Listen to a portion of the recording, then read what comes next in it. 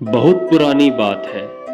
एक घने जंगल में एक बड़ा सा शेर रहता था। उससे जंगल के सारे जानवर थर थर कांपते थे। वह हर रोज जंगल के जानवरों का शिकार करता और अपना पेट भरता। एक दिन वह पूरा दिन जंगल में भटकता रहा, लेकिन उसे एक भी शिकार नहीं मिला। भटकते भटकते शाम हो गई और भूख के मारे उसकी हालत खराब हो गई। तभी उस शेर को एक गुफा दिखाई दी। शेर ने सोचा, क्यों ना इस गुफा में बैठकर इसके मालिक का इंतजार किया जाए, और जैसे ही वो आएगा तो उसे मारकर वहीं अपनी भूख मिटा लूंगा। यह सोचकर शेर दौड़ा और गुफा के अंदर जाकर बैठ गया। वह गुफा एक शियार की थी जो दोपहर में बाहर गया था।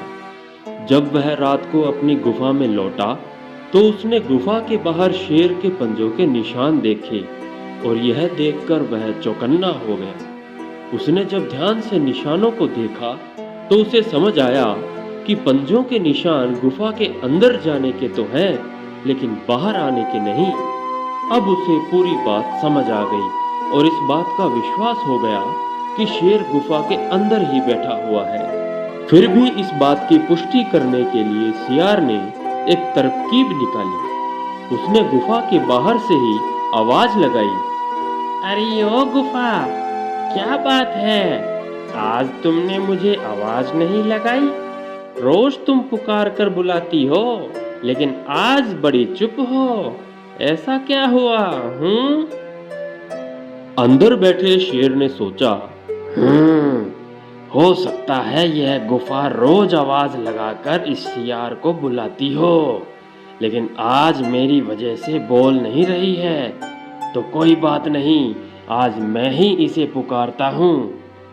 यह सोचकर शेर ने जोर से आवाज लगाई, आ जाओ मेरे प्रिय मित्र सियार, अंदर आ जाओ।